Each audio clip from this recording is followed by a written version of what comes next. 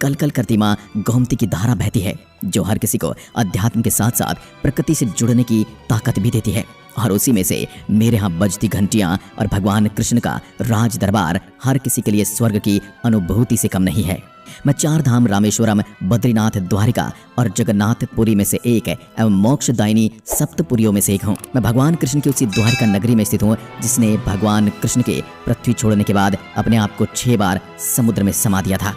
मैं भगवान कृष्ण की 7वीं द्वारिका नगरी हूँ। मेरा इतिहास 2500 साल पुराना है, लेकिन मेरा निर्माण भगवान कृष्ण के परपुत्र ने करवाया था, जिससे आप अंदाजा लगा सकते हैं कि मेरा इतिहास कितना पुराना है। मेरे यहाँ श्री कृष्ण को द्वारिकाधीश या द्वारिका के राजा के नाम से पूजा जाता है। मैं भारत के गुजरात के द्वारिका शहर में गोमती नदी के तट पर स्थित हूँ। मैं द्वारिका का वो मुख्य मंदिर हूँ जिसे जगत मंदिर या रणछोड़ राय मंदिर भी कहा जाता है। यही गोमती द्वारिका भी कहलाती है। पुरातात्विक निष्कर्ष के अनुसार मैं करीब 2000 से 2500 वर्ष पुराना हूँ।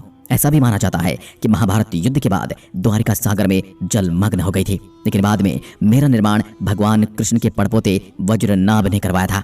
हिंदू दृष्टि और धर्मगुरु शंकराचार्य ने भी मेरे विस्तार और निर्माण में व्यापक योगदान दिया था। इतिहास के पन्ने पलटने पर यह पता चलता है कि मेरे आसपास की संरचनाओं का निर्माण 16वीं शताब्दी और इसका नवीनीकरण 19वीं शताब्दी में हुआ था। श्री कृष्ण का मेरा यह मंदिर 108 पवित्र विष्णु मंदिरों में से एक है। मुझे मुगलों और अंग्रेजों द्वारा भी काफी क्षति पहुंचाई गई, लेकिन बाद में अंग्रेजों ने मेरा नवीनीकरण भी करवाया, जो देखा जा सकता है। मेरा निर्माण चूना पत्थर से हुआ है। 7 मंजिला मेरी इमारत की ऊंचाई करीब 157 फीट है। मेरा बाहरी दीवारों पर सजावट कृष्ण की जीवन लीलाओं का चित्रण करते हुए की गई है। मेरा आंतरिक भाग साधारण और सौम्य है। मंदिर में 2 प्रवेश द्वार हैं, जिनमें से एक दक्षिण में है, उसे स्वर्ग द्वार कहा जाता है। तीर्थयात्री आमतौर पर इसी द्वार के माध्यम से मुझ में प्रवेश करते हैं।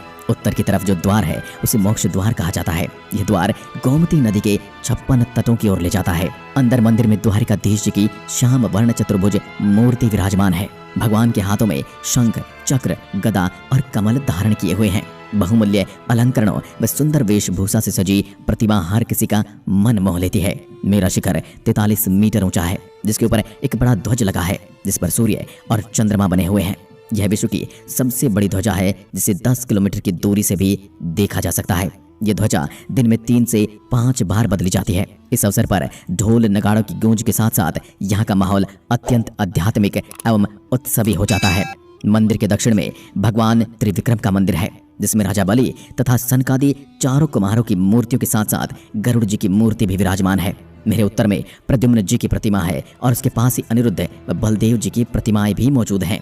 मेरे पूर्व दिशा में दुर्वासा ऋषि का मंदिर है। मेरे पूर्वी घेरे के भीतर ही मंदिर का भंडार है और उसी दक्षिण में जगत गुरु शंकराचार्य का शारदा मठ है। उत्तरी मोक्ष द्वार के निकट कुशेश्वर शिव मंदिर है। यहाँ के दर्शन किए बिना यात्रा अधूरी मानी जाती है। अगर मैं मेरे इतिहास की बात करूं, द्वारिका नगरी भारत के 7 प्राचीन पौराणिक स्थलों में से एक है, जिसके साथ हिंदुओं के देवता भगवान विष्णु और कृष्ण की कथाएं जुड़ी हुई हैं। ऐसा माना जाता है कि इस जगह पर भगवान कृष्ण की सत्ता के अलावा भगवान विष्णु ने शंखासुर नाम के राक्षस का भी वध किया था। कई हिंदू पुराणों में ऐसी मान्यता है कि मेरे इसी पवित्र स्थान पर नागेश्वर महादेव नाम का शिवलिंग स्थित है, जिसे भगवान शिव के 12 ज्योतिर्लिंगों में से एक माना जाता है। द्वारिका नगरी से संबंधित एक मान्यता और भी मशहूर है कि जब भगवान श्री कृष्ण पृथ्वी छोड़ रहे थे, उस दौरान उन्हें 6 बार अरब सागर में डुबोया गया था। कहा जाता है कि भगवान श्री कृष्ण जी ने मथुरा वासियों की सुरक्षा के लिए मथुरा का त्याग कर दिया था और युद्ध छोड़कर मथुरा से चले गए थे, इसलिए उनका नाम रणछोड़ राय भी पड़ गया था। मथुरा त्याग करने के बाद भगवान श्री कृष्ण द्वारिका आए और यहीं पर अपनी नगरी की स्थापना की। श्री कृष्ण ने द्वारिका पर 36 वर्ष तक शासन किया। मान्यता है कि बड़े बड़े राजा द्वारिका आकर विभिन्न मसलों पर भगवान कृष्ण की सलाह लिया करते थे। मेरी इस जगह का धार्मिक महत्व तो है ही, रहस्य भी कम नहीं है।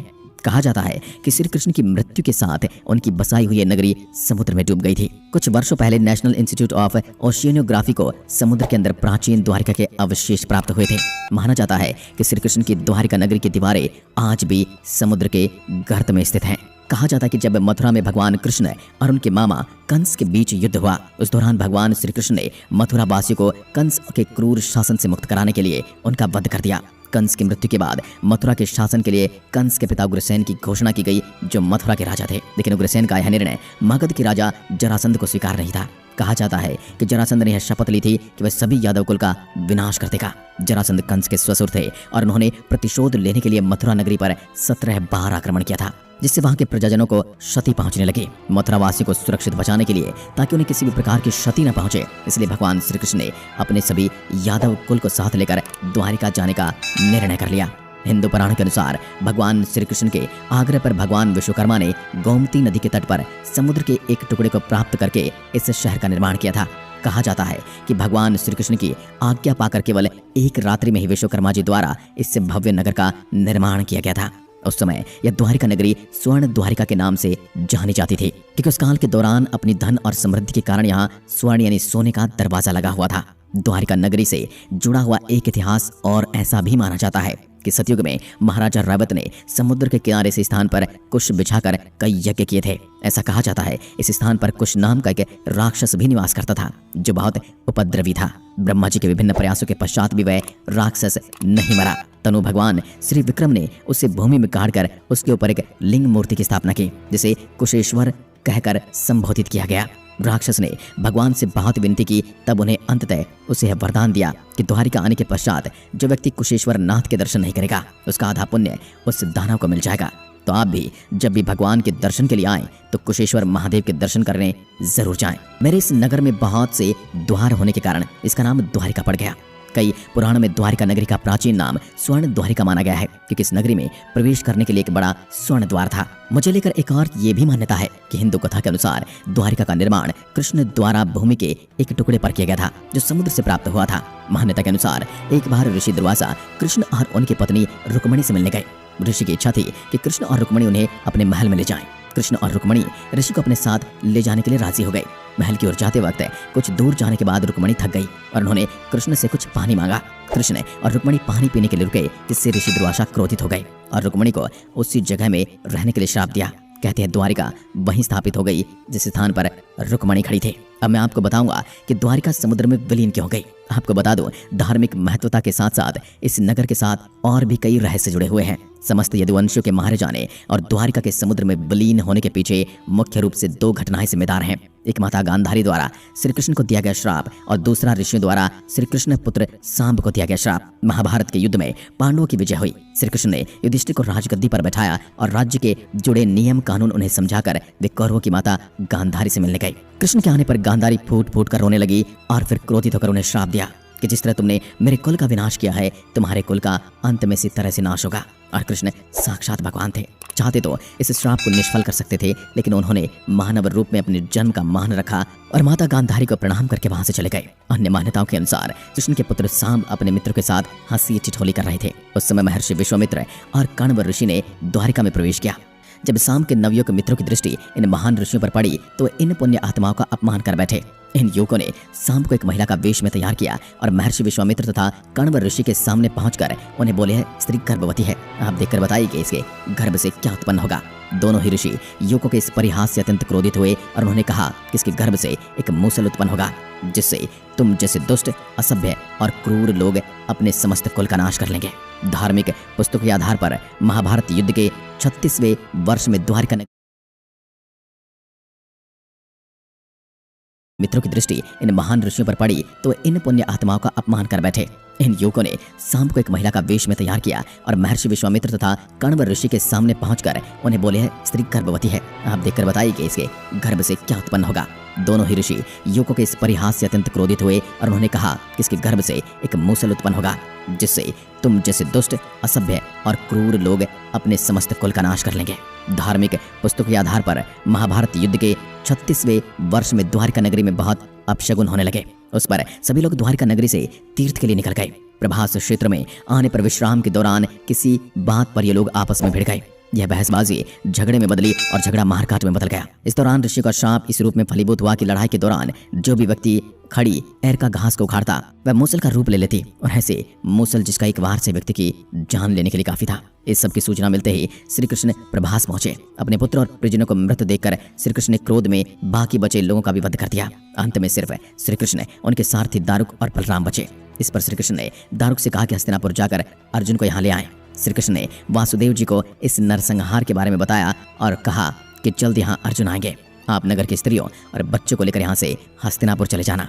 जब श्री कृष्ण वापस प्रभास क्षेत्र पहुंचे तब बलराम ध्यान अवस्था में बैठे थे। कहने के पहुंचते ही उनके शरीर से शेषनाग निकलकर समुद्र में चले गए।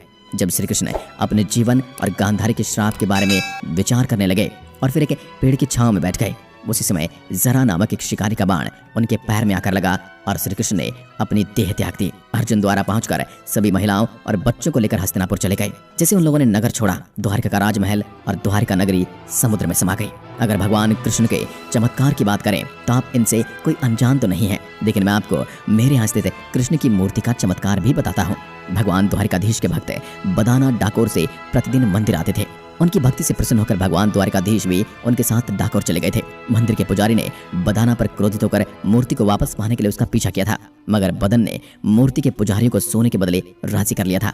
भगवान द्वारिकाधीश ने एक चमत्कार दिखाया और आश्चर्यजनक रूप से मूर्ति का वजन केवल एक नाक की अंगूठी था, क्योंकि बदन के पास उतना ही देना था। इसके अलावा भगवान ने पुजारी को आश्वस्त किया कि उन्हें एक दिन मूर्ति की प्रतिकृति मिल जाएगी और द्वारिका में स्थापित मूर्ति अभी विकसित नहीं हुई है। अब बात करते हैं, अगर आप भगवान कृष्ण की नगरी द्वारिका दर्शन के लिए आना चाहते हैं तो आपको बता दूं आप कैसे पहुंच सकते हैं। तो आपको बता दें कि द्वारिका भारत के गुजरात राज्य में स्थित है, जहां आप परिवहन के सभी साधनों से पहुंच सकते हैं।